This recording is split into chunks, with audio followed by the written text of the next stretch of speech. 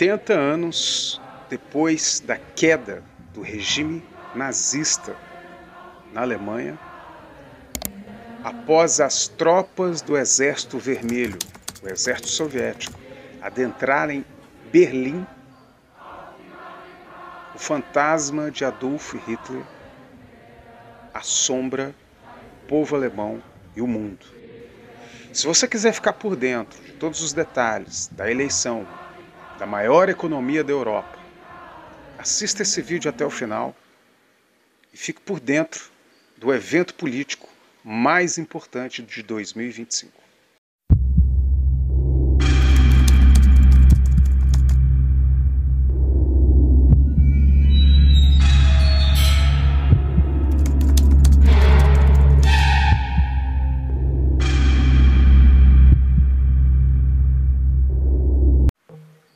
Antes da gente começar a nossa análise propriamente dita, é muito importante que você saiba como funciona o processo político institucional na Alemanha.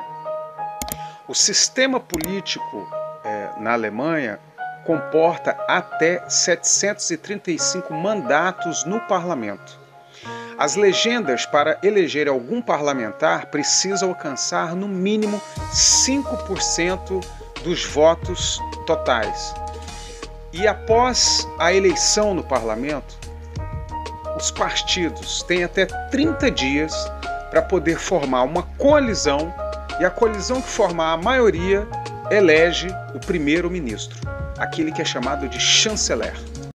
E o que as pesquisas eleitorais estão revelando nesse momento?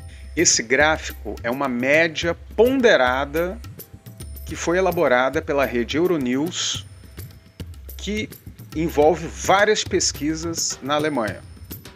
Em primeiro lugar está a CDU, que é a União Democrática Cristã. Eles têm 30% das intenções de votos. É o partido que mais governou a Alemanha e faz parte daquilo que nós chamamos de direita tradicional. Depois de 4 mandatos seguidos liderados por Angela Merkel, agora o partido é liderado por Friedrich Merz, que tem levado o partido cada vez mais à direita e está liderando as pesquisas nesse momento. Em segundo lugar está a AfD. Em tradução para o português, é a Alternativa para a Alemanha. É um partido fundado em 2013, tem crescido nos últimos 10 anos, são os herdeiros de Hitler e estão na segunda colocação com 20% das intenções de voto. Em terceiro lugar está o SPD, o Partido Social Democrata. É o partido mais antigo da Alemanha, foi fundado ainda no final do século XIX. É o partido de Olaf Scholz, o atual primeiro-ministro. Ele compõe ali um espectro de centro-esquerda, uma esquerda mais moderada, e está em terceiro lugar com aproximadamente 16% das intenções de voto. Em quarto lugar está os Verdes, que é um partido fundado na década de 80, faz parte de uma espécie de uma esquerda ambientalista. Eles compõem o mandato do primeiro-ministro Olaf Scholz e estão em quarto lugar com cerca de 12 a 13% dos votos. Embolados ali na disputa para atingir o mínimo de 5% das intenções de voto, está 2 partidos de esquerda, que é o BSW e o Die Linke. Ambos estão numa luta para tentar atingir o mínimo para ocupar alguma vaga no parlamento. Além desses 2 partidos, ainda também briga para atingir os 5% o FDP, que é um partido de centro-direita liberal, que compõe o mandato de Olaf Scholz, mas rompeu por conta de diferenças com a política econômica. O FDP defendia uma política econômica mais austera, com menos gastos, um arroxo nas contas públicas, e por conta desse conflito acabou rompendo a coalizão, e o que gerou uma crise grande no governo do SPD e acabou obrigando o presidente da Alemanha a convocar antecipadamente as eleições que estavam marcadas para setembro e agora vão acontecer nesse mês de fevereiro. Veja, quero destacar um elemento importante nessa pesquisa. O espectro de direita, que vai desde a centro-direita até a extrema-direita, tem a maioria das intenções de voto. Se isso se confirma, a direita pode ter maioria no parlamento. Se vão fazer uma coalizão ou não, é uma outra conversa, mas essa possibilidade existe. Mas, afinal, o que é a AfD?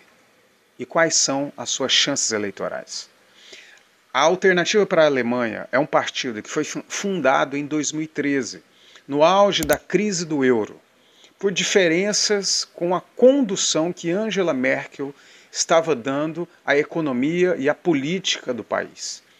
Setores mais à direita da CDU romperam e se unificaram com outros grupos de direita e surge a AfD. Mas foi em 2015, no auge da crise imigratória, onde mais de 1 milhão de imigrantes, refugiados, pessoas pedindo asilo, vindos do Iraque, da Síria, do Afeganistão, entraram na Alemanha e essa situação dividiu o país. E grandes figuras do AfD acabaram sendo catapultadas e ganharam influência de massas por defenderem o fechamento das fronteiras e a deportação radical de todos esses imigrantes, com um discurso de ódio, com um discurso racista e com um discurso nacionalista. O AfD começou a partir daí ganhar muita projeção no cenário político alemão. O drama dos refugiados que dividiu o país, somado à crise econômica gerada pela pandemia da Covid-19 e a inflação dos preços de energia por conta da guerra entre a Rússia e a Ucrânia. A Rússia, que é um país que mais fornece energia para a Alemanha, parou de fornecer gás e petróleo. E isso inflacionou os preços da energia. Essa crise perfeita, essa tempestade perfeita, gerou uma recessão econômica na Alemanha que já dura 2 anos. Inflação, desemprego, aumento do custo de vida, indignação por parte da população. Isso gerou uma crise monumental no governo de Olaf Scholz, que acabou rompendo a sua coalizão e antecipando as eleições. E além disso tudo, é o que fez com que a AfD chegasse nesse momento a segundo lugar nas pesquisas, podendo avançar ainda mais até o dia 23 de fevereiro. A polícia também disse que um afegão de 20 anos foi atacado horas antes dos protestos por 4 homens encapuzados e que está investigando se os agressores poderiam ter participado da manifestação de extrema-direita. De acordo com as estimativas... Bom dia, Colombo. Bom dia, Elisa. Exatamente, milhares de pessoas estão reunidas nesse momento lá no centro de Berlim para protestar contra a possibilidade da imposição de mais medidas para conter essa segunda onda da pandemia do novo coronavírus. A Alemanha fez uma operação contra um grupo de neonazistas. A seita tentava doutrinar crianças em 12 estados do país.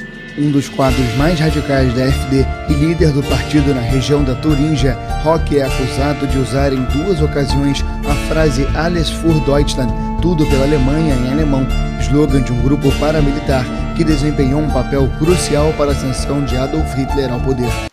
Em 2024, a AfD venceu a eleição na Turíngia. É um resultado sem precedentes desde o pós-guerra em 1945. O principal líder da AfD na Turíngia é Björn Höcke. É uma figura pública de massas e que tem relação com grupos neonazistas. É investigado pela justiça alemã por conta dessas conexões com extremismo de direita na Alemanha. Em 2022, ele chegou a ter a sua imunidade parlamentar suspensa por ter, ao final de um discurso, proferido a frase tudo pela Alemanha, que é uma frase típica do neonazismo, tradicionalmente dita pela SA nazista e proibida por lei na Alemanha. Outras figuras da AfD têm relações íntimas e até familiares com o nazismo. É o caso da deputada Beatriz von Storck. Ela é neta do ex-ministro das Finanças de Hitler. Esse ex-ministro das Finanças de Hitler chegou a ser chanceler da Alemanha após a morte de Hitler em 1945 no governo provisório alemão. Essa deputada, Beatriz, que é neta de um ex-ministro do governo de Hitler, ela chegou a ser recebida pelo governo Bolsonaro com pompas e propôs a Bolsonaro a construção de uma internacional da extrema-direita no mundo. Hoje, a principal figura da AfD é Alice Weidel. Ela disputou em 2017 e teve 13% dos votos, colocando a AfD em terceiro lugar entre as forças políticas da Alemanha. Em 2021, ela também disputou, só que a AfD não teve o mesmo sucesso, o mesmo desempenho, ficando em quarto lugar. Agora, em 2025, ela mais uma vez encabeça a lista de candidatos da AfD, agora na segunda colocação. Trata-se de uma figura contraditória. É uma mulher lésbica, casada com uma imigrante do Sri Lanka e com ela cria 2 filhos. Isso não foi um impeditivo para que a AfD tivesse uma política radical contra os imigrantes e também defendesse um discurso contra os direitos civis da comunidade LGBT. Além disso, a AfD defende uma ruptura radical com a União Europeia e é contra qualquer política de transição energética que possa mitigar os impactos da crise climática provocada por gases do efeito estufa. O apoio de Elon Musk, uma participação ativa nas atividades e nos comícios da AfD, não é uma certeza de vitória, mas amplia muito as possibilidades da extrema-direita alemã ampliar a sua votação em relação aos resultados anteriores. Assim como o isolamento da AfD não está garantido que vai se dar nessa eleição. Se o resultado da eleição for o que as pesquisas estão revelando, isso significa que os 2 partidos de direita na Alemanha serão os mais votados, a CDU e a AfD. Isso pode criar as condições para uma coalizão entre esses 2 partidos, e quem sabe até outras siglas, para formar uma maioria e eleger o próximo primeiro-ministro da Alemanha. Isso vai dar a oportunidade da AfD poder estar no governo, seja numa condição de maioria ou minoria, e governar a Alemanha nos próximos 4 anos. O líder da CDU, Friedrich Merz, tem pactuado votos com os deputados da AfD em relação ao tema da imigração no Parlamento Federal Alemão.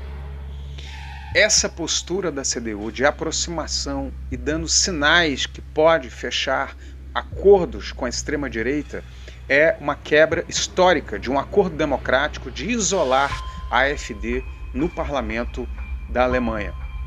Isso gerou protestos massivos nas ruas de várias cidades da Alemanha nos últimos dias. Até Angela Merkel, que é colega de partido de Merz, foi a público fazer críticas a essa aproximação com a AfD. Será que a CDU, a União Democrática Cristã, um dos partidos mais tradicionais da Alemanha, que compõe esse espectro de direita, vai continuar unificado após esse processo eleitoral? Escreve aí nos comentários o que você acha disso. Alle zusammen gegen den Faschismus! Alle zusammen gegen den Faschismus! Alle zusammen gegen den Faschismus! Alle zusammen gegen den Faschismus!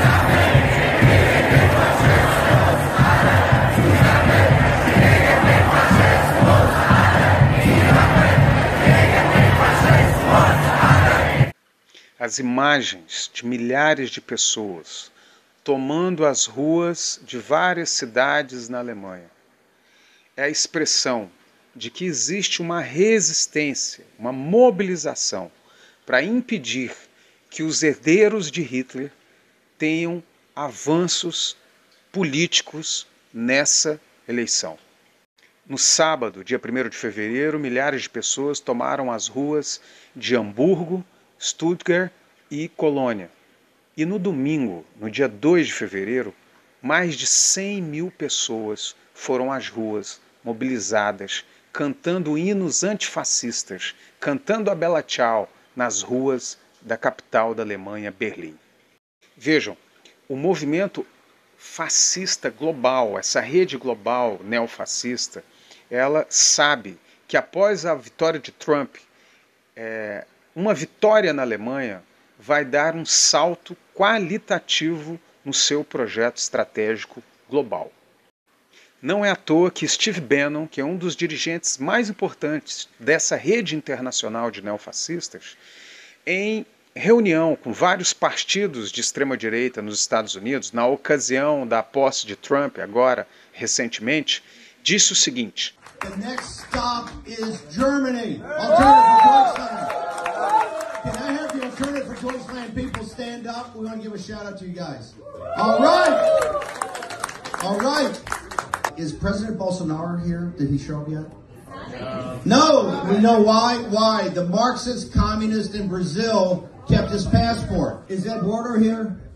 Eduardo Bolsonaro, come on up.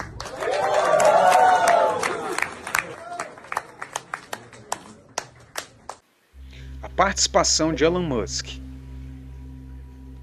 na disputa política da Alemanha, utilizando a sua rede social, que tem um alcance global, fazendo uma live com a principal líder da AfD, no meio de um processo eleitoral, aparecendo na tela dos celulares de milhões de eleitores, sem dar as mesmas condições para os outros candidatos.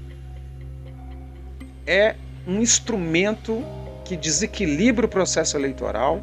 E detalhe, Elon Musk é membro oficial do governo dos Estados Unidos, que está interferindo politicamente na soberania de um outro país que compõe a OTAN e que compõe o G7. É uma situação de imensa gravidade. O movimento antinazista alemão está diante de um desafio histórico e precisa provar que tem condições de cumprir essa tarefa, que é combater e defender a Alemanha e o mundo do fantasma de Adolf Hitler.